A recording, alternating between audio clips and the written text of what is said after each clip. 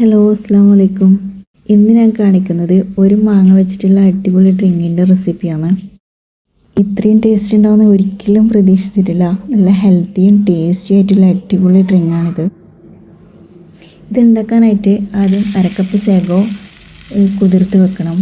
അതിനായിട്ട് ഒരു ബൗളിലേക്ക് അരക്കപ്പ് സാഗോ ഇട്ട് കൊടുത്തിട്ടുണ്ട്. അതിലേക്ക് വെള്ളം ഒഴിച്ച് നന്നായി കഴുകിയെടുക്കുക.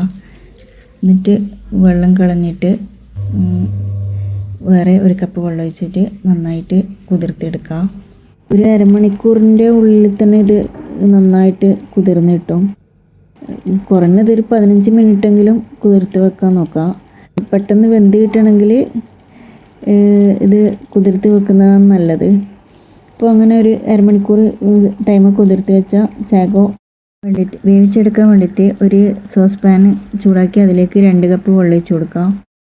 വെള്ളം തിളച്ച് വരുന്ന സമയത്ത് അതിലേക്ക് കുതിർത്ത് വെച്ച സാഗോ ഇട്ട് കൊടുക്കാം. ഒരു 5 മിനിറ്റ് കൊണ്ട് തന്നെ ഇത് നന്നായിട്ട് വെന്ത് വരും. ഇതിൻ്റെ വേവ് എന്ന് വെച്ച് കഴിഞ്ഞാൽ ഒരു ട്രാൻസ്പെറൻറ്റ് ടെക്സ്ചറാണ്, ഒരു ജെല്ലി പോലെയാണ് ഇത് ഉണ്ടാവല്. അതിലേക്ക് 2 കപ്പ് പച്ചവെള്ളം ഒഴിച്ച് കൊടുത്തിട്ട് ഒരു സ്ട്രെയിനറിലേക്ക് ഒഴിച്ച് കൊടുക്കാം. ഇതിൻ്റെ സ്റ്റാർച്ച് പോകാൻ വേണ്ടിയിട്ടാണ് പച്ചവെള്ളം ഒഴിക്കുന്നത്. ഇതിലേക്ക് തന്നെ ഒരു മാങ്ങയാണ് വേണ്ടത്. ഞാനിവിടെ ഒരു വലിയ പഴുത്ത മാങ്ങ എടുത്തിട്ടുണ്ട്. അതിൻ്റെ തൊലിയെല്ലാം കളഞ്ഞെടുക്കുക.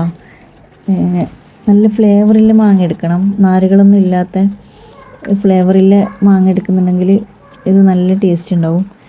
അപ്പം തൊലിയെല്ലാം മുഴുവനായിട്ട് കളഞ്ഞെടുത്തിട്ടുണ്ട്. പിന്നൊരു കാര്യം, പുളിയില്ലാത്ത മാങ്ങ തന്നെ എടുക്കാൻ നോക്കുക. ഇതിൻ്റെ ടേസ്റ്റ് ആകെ മാറിപ്പോവും.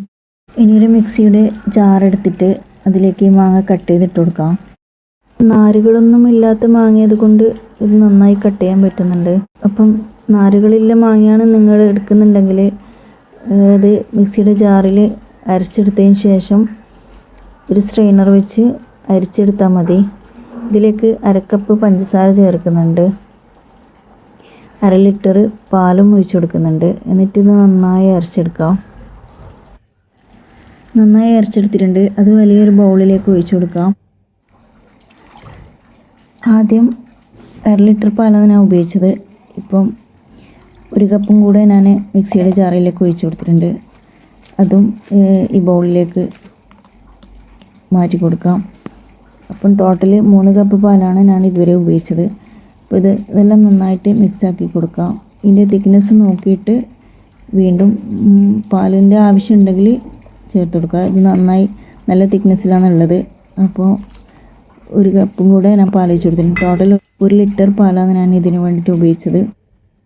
ഒരു 10 പേർക്ക് മീഡിയം സൈസ് ഗ്ലാസ്സിൽ സേവ് ചെയ്യാനുണ്ടാവും ഇത്. അപ്പോൾ നന്നായി മിക്സാക്കി കൊടുക്കുക. ഈ ടൈമിൽ വേവിച്ച് വെച്ച സാഗോ ഇതിലേക്ക് ഇട്ട് കൊടുക്കാം. പാലെടുക്കുമ്പോൾ നന്നായി തണുത്തിട്ടുള്ള പാൽ തന്നെ എടുക്കാൻ ശ്രദ്ധിക്കുക. എന്നാലേ ഇത് ടേസ്റ്റ് ഉണ്ടാവും. നല്ല ടേസ്റ്റാണ് ഇത് കുടിക്കാൻ വേണ്ടിയിട്ട്.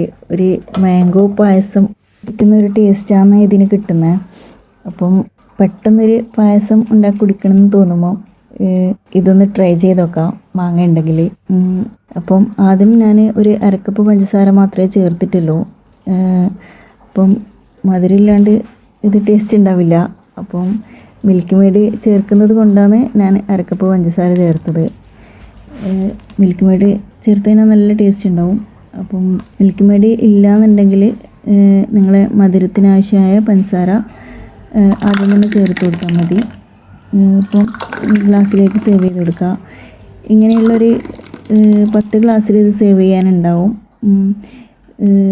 പാർട്ടികളിലെല്ലാം വെൽക്കം ഡ്രിങ്ക് ആയിട്ട് കൊടുക്കാൻ ഒരു അടിപൊളി ഓപ്ഷനാണ്. വലിയ ഗ്ലാസ്സിലാണെങ്കിൽ ഒരു 5 ഗ്ലാസ്സിൽ ഇത് സേവ് ചെയ്യാനുണ്ടാവും. അപ്പോൾ എല്ലാവരും ട്രൈ ചെയ്ത് നോക്കുക. വീഡിയോ ഇഷ്ടമായിട്ടുണ്ടെങ്കിൽ ലൈക്ക് ചെയ്യുക, ഷെയർ ചെയ്യുക, സബ്സ്ക്രൈബ് ചെയ്യുക. Okay, by.